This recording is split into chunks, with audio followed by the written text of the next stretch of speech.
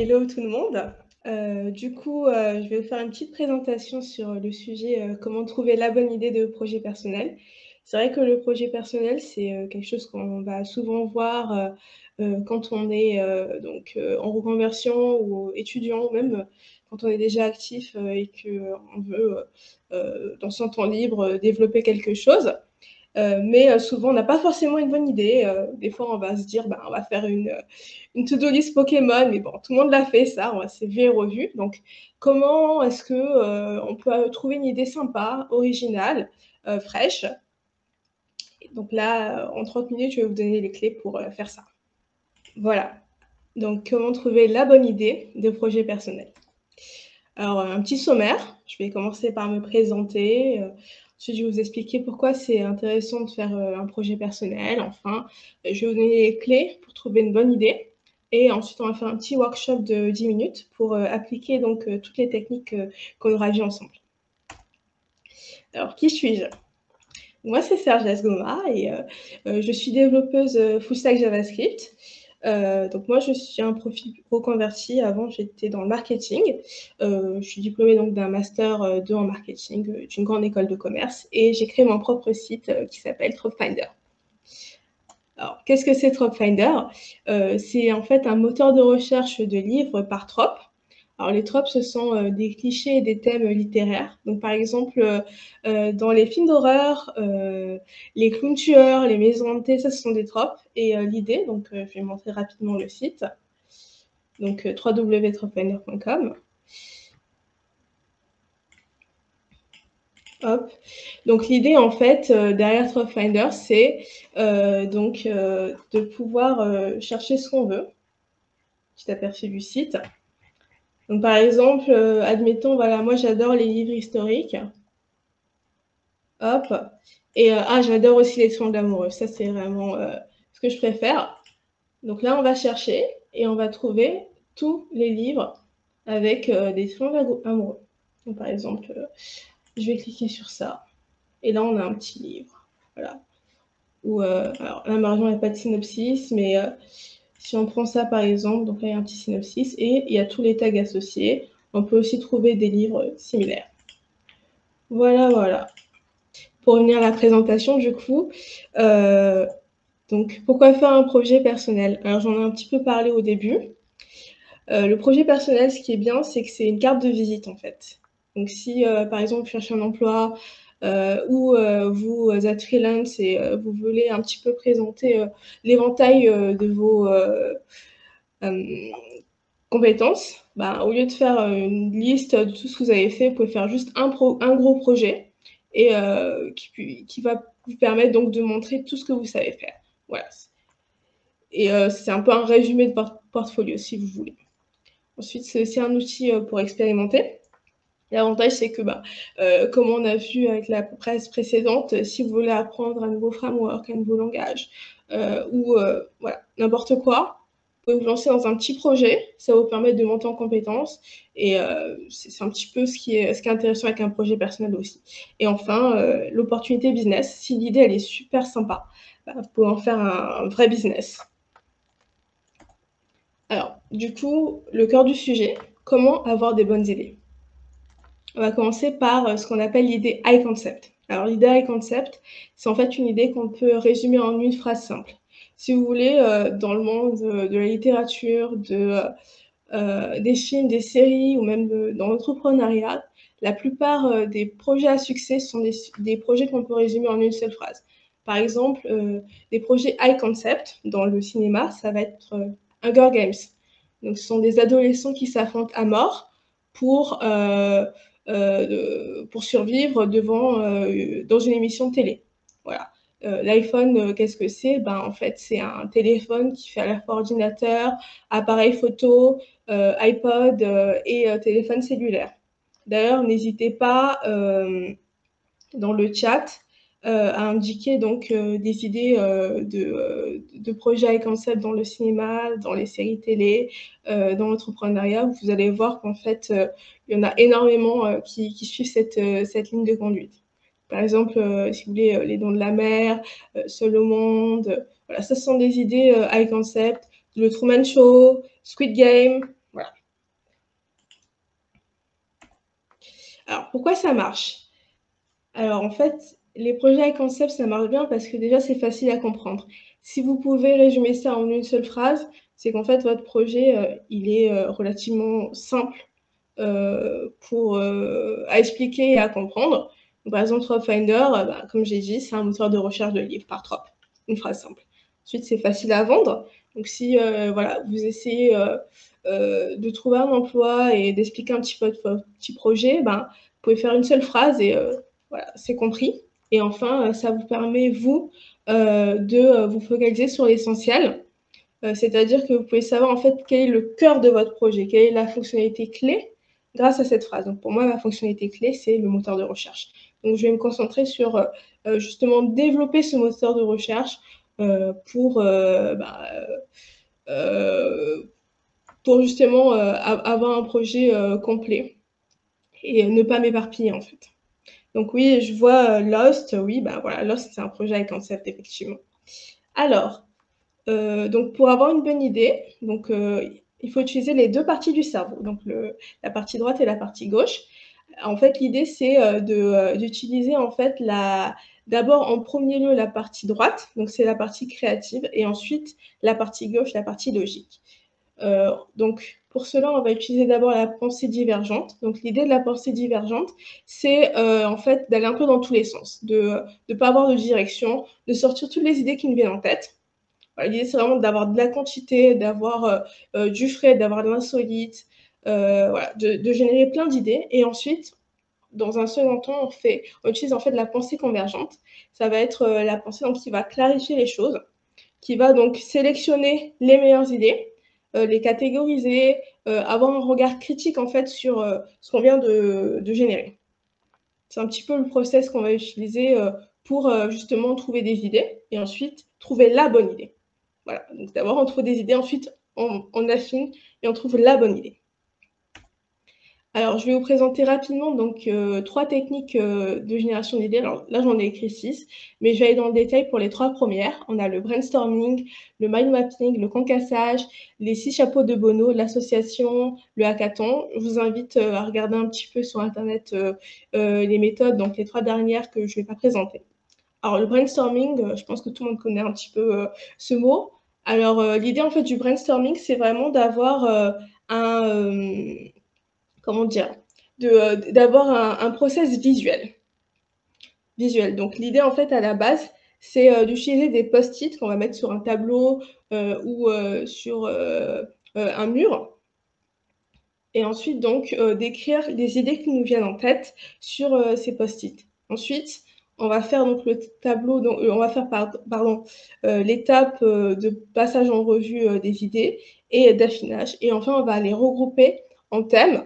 Donc par exemple si, on a des fonctionnalités, ben, là ça va être les fonctionnalités d'affichage, là, ça va être plutôt les fonctionnalités de recherche et cetera. Heu, voilà, l'idée voilà, c'est de faire des thèmes et de les regrouper. C'est un petit peu ça l'idée du brainstorming. Ensuite, on a ce qu'on appelle le mind mapping. Alors là, comme c'est montré, on part d'un thème principal, on va dire par exemple l'art et on va donc, chercher donc, des branches et ça va être des thèmes périphériques. Donc dans l'art, on a par exemple, la danse, le cinéma, la musique et cetera, la peinture et à l'intérieur de ces thèmes périphériques, on va faire le détail de ces thèmes. Donc on va avoir, par exemple dans la peinture, on va mettre tous les peintres, dans la musique, tous les types de musique et cetera. Et en fait, ce travail-là va nous permettre, de, mettre en lumière en fait, toutes les possibilités qu'on peut avoir dans un thème. Par exemple, vous voulez faire un projet sur le cinéma, vous pouvez réfléchir à tout ce qu'il y a autour du cinéma et aller, affiner tout ça et ensuite, vous pouvez voir: «Ah, c'est peut-être intéressant de faire un projet sur ce sous-thème en particulier». Voilà. Ensuite, donc là, c'est un petit peu un exemple de à quoi ça pourrait ressembler le mind mapping. Voilà et on va passer donc au concassage. Alors, le concassage, c'est en fait, une technique, qui va donc prendre un thème ou un sujet en général, et en fait, on va, utiliser, l'un de ces verbes. Donc là, voilà les verbes qui sont là et on va aller, comment dire? Dans le détail. Donc, je vais expliquer ça avec des exemples. Par exemple, là, on va prendre le mot réduire. Alors, l'idée, c'est, «Ah, j'aimerais bien faire un projet, qui soit similaire à Airbnb». Bah, ce qu'on va faire, c'est qu'on va réduire Airbnb. Pourquoi pas faire un Airbnb du dark tourisme? Donc en fait, on va prendre Airbnb et en fait, on va se spécialiser dans le dark tourisme. Voilà. Ensuite, un autre, exemple inversé. «Ah, j'aime bien Google et si je faisais l'inverse de Google?» Donc par exemple, je vais faire un moteur de recherche et en fait, tout ce que je vais mettre, on va trouver l'inverse. Et on a aussi donc sensibiliser. Sensibiliser, en fait, c'est par rapport au sens. Alors c'est vrai que sur internet, on n'a que 2 sens, en fait, ça va être l'ouïe et la vue. Donc pourquoi pas faire une to-do list musicale? Donc quand on clique sur un élément de la to-do, il y a une musique qui sort et cetera. Ça peut être intéressant et associé, ça va être donc mixer, en fait, 2 éléments. Donc pourquoi pas prendre, pardon, Twitter et zombies et faire un projet, sur Twitter, autour des zombies. Voilà, admettons aujourd'hui, on a une invasion de zombies. Comment est-ce qu'on pourrait communiquer sur Twitter dans un univers comme ça, en fait? Avec tout ce qui va avec, toutes les implications et les fonctionnalités qui peuvent être, dédiées à ça. D'ailleurs, n'hésitez pas dans le chat, à, voilà, donner vos idées, en utilisant le concassage. Voilà, maintenant on va passer à la petite partie, workshop.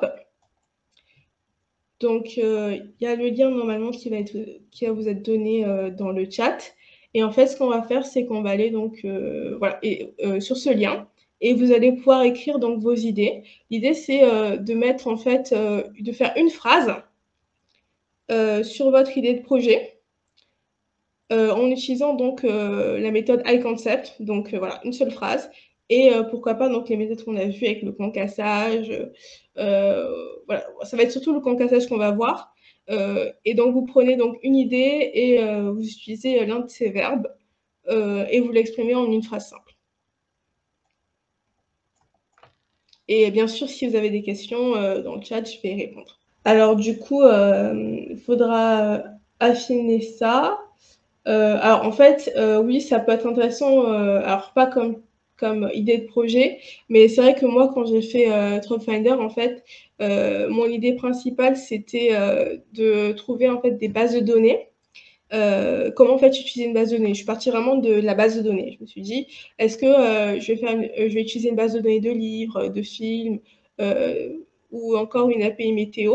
En fait, je me suis dit: «Bah, j'aime bien lire, donc je vais utiliser, une base de données de livres» et en fait, c'est, de là que j'ai construit en fait, mon projet. Comment je vais utiliser la base de données de livres et ça peut être intéressant, oui, de réfléchir à quel type de base de données que vous voulez utiliser. Moi personnellement, en fait, je conseille aux gens d'utiliser une base de données sur un hobby que vous avez. Donc je sais pas, ça peut être le cinéma, ça peut être, un sport en particulier, la natation, voilà, ce que vous voulez et donc de faire un projet là-dessus. Ça peut être intéressant. Alors, un Spotify dédié aux musiques de oui, ça peut être intéressant, mais du coup, en fait, donc ça peut être une idée de départ, mais va falloir affiner ça. Parce que peut-être que ça existe déjà, en fait. Donc faire vraiment, voilà, faire un vrai univers autour de ça, en fait. Aller vraiment dans un truc complet. Avoir la météo alors, avoir la météo de l'endroit opposé au sien. Alors, ça peut être intéressant, mais, il faut aussi penser à l'utilisateur. Heu, Pourquoi ça serait utile pour l'utilisateur? Donc voilà, vraiment réfléchir aussi à la partie utilisateur. Un réseau social pour les artistes. Alors, c'est intéressant, mais je pense que ça existe déjà. L'idée, ça serait de regarder un petit peu, ce qui a été fait, comme autre réseau social sur les artistes. J'en connais en fait, mais je me souviens plus du tout du nom et peut-être regarder un peu, ce qu'ils n'ont pas fait en fait. Se dire: «Bah, ah, il manquerait peut-être ça dans leur projet, moi je vais le faire». Le Yuka des vêtements. Ouais, c'est intéressant, c'est intéressant. Une app de coaching de mutualisation de musculation avec des avis de coach, pourquoi pas, mais mon seul souci, c'est que je pense que ça existe déjà. En fait, quand vous faites un malheureusement, en fait, la plupart des idées sont déjà faites et d'ailleurs, c'est ce qui est enfin, c'est on va dire dans le marketing, heu comment expliquer ça? Une idée qui n'a pas déjà été faite, c'est souvent une mauvaise idée. Parce qu'en fait, toutes les idées que vous allez avoir ont déjà été faites avant.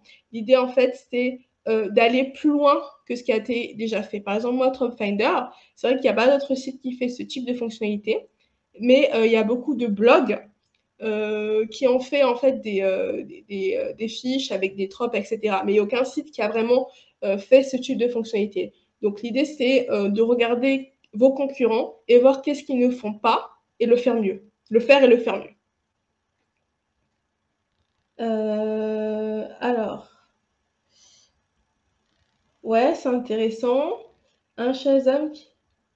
Ah, ça j'aime bien. Un Shazam qui permet de détecter les instruments utilisés dans une musique. Ça, c'est intéressant. Ça peut être intéressant. Et ça serait encore plus intéressant si il y avait par exemple un peu de musique avec. Voilà. Voilà, vraiment une idée, comment dire, avec des sens. Ça va donner un peu plus de peps et ça va vraiment se faire sortir du lot votre idée. Alors, qu'est-ce qu'il y a d'autre? Un Uber pour commander les médicaments. Alors, c'est pas mal ça, mais il faudra regarder si c'est légal. Ça existe déjà. Ça existe déjà. C'est vrai que le problème avec les médicaments, c'est que c'est très réglementé. Donc, après, bon, c'est juste une idée comme ça. Donc, en soi, si c'est pas légal, c'est pas très grave, vu que ça va pas être professionnel. Mais c'est toujours bien de faire un truc qui soit aussi professionnel et qui existe pas déjà. Et si ça existe déjà, comme j'ai dit, il faudrait regarder en fait ce qui leur manque et le faire mieux. Alors, qu'est-ce qu'il y a d'autre? Alors, ça existe déjà, les sites de comparateurs de promotion. Mais encore une fois, c'est pas parce que ça existe déjà que vous pouvez pas le faire. L'idée, c'est vraiment de voir qu'est-ce qui leur manque et le faire mieux. Euh,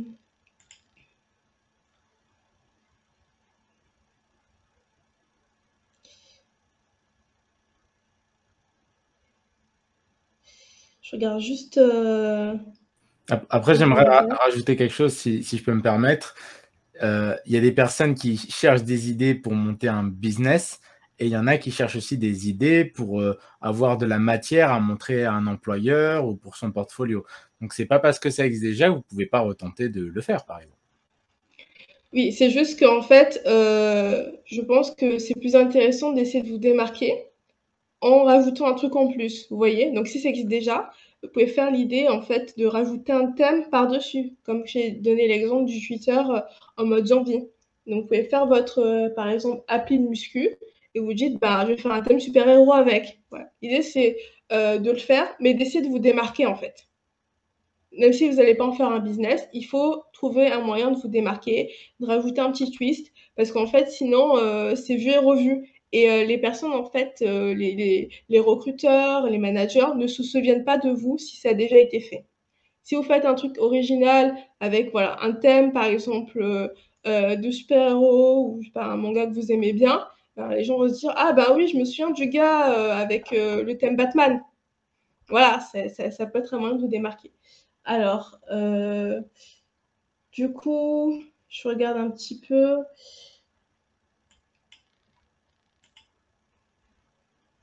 Alors, bon,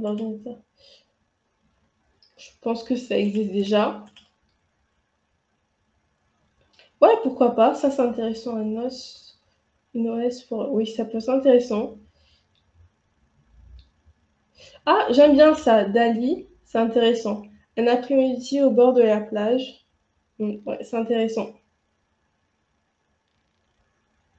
Mais c'est vrai que, en tout cas, moi, ce que j'ai remarqué, c'est qu'il n'y a pas beaucoup de projets personnels où il y a cette idée de sens. Donc, les 5 sens qui sont utilisés, surtout lui, bah, le seul qu'on peut utiliser sur Internet. Et, euh, et ça peut être intéressant de jouer là-dessus parce que bah, il n'y a pas beaucoup de projets comme ça. On va réaliser comment on fait. Bah, justement, ça peut être le moyen de monter en compétence là-dessus. Donc, il faut surtout pas vous dire, voilà, je sais pas le faire, donc je le fais pas. Non, vous pouvez vous dire, bah, c'est l'occasion d'apprendre à le faire. Par exemple, vous savez pas faire d'application mobile, vous voulez en faire une, bah, Utilisez ce projet-là pour vous motiver à apprendre à faire une application mobile.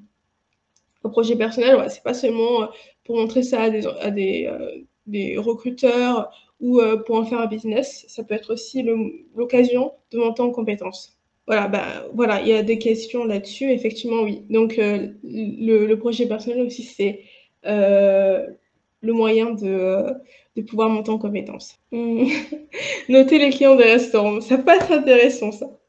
Ça peut être intéressant. Là, il va nous rester 3 minutes. Alors, je pense qu'on va s'arrêter là. Du coup, je vais juste remettre le diaporama. Mais voilà, l'idée, c'est vraiment de reprendre un petit peu ce qu'on a vu comme méthode de votre côté et de générer des idées. En fait, le plus important d'abord, c'est d'avoir plein d'idées. Voilà, d'en générer plein, plein, plein, plein, plein. Et ensuite, de voir quelles sont les meilleures.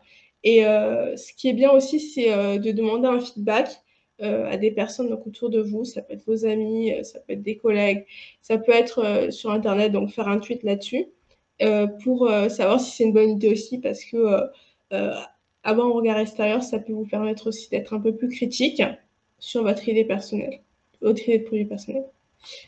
Alors du coup, merci à vous. Je vais peut-être répondre, s'il reste des dernières questions, rapidement aux dernières questions, il reste 2 minutes. Et si vous voulez me contacter pour des questions ou autres, je vous laisse ça. Alors, si vous avez des idées, vous pouvez les mettre sur le chat. Il reste 2 minutes. Je vais les lire et vous donner un feedback rapidement. Alors, en fait, ce que je vois beaucoup dans les commentaires comme idée, c'est intéressant, mais ça a déjà été fait. Alors, comme j'ai dit, c'est pas un problème si ça a déjà été fait, mais essayez un petit peu de trouver un moyen voilà, de rajouter un twist, de le détourner, rajouter un truc en plus, en fait.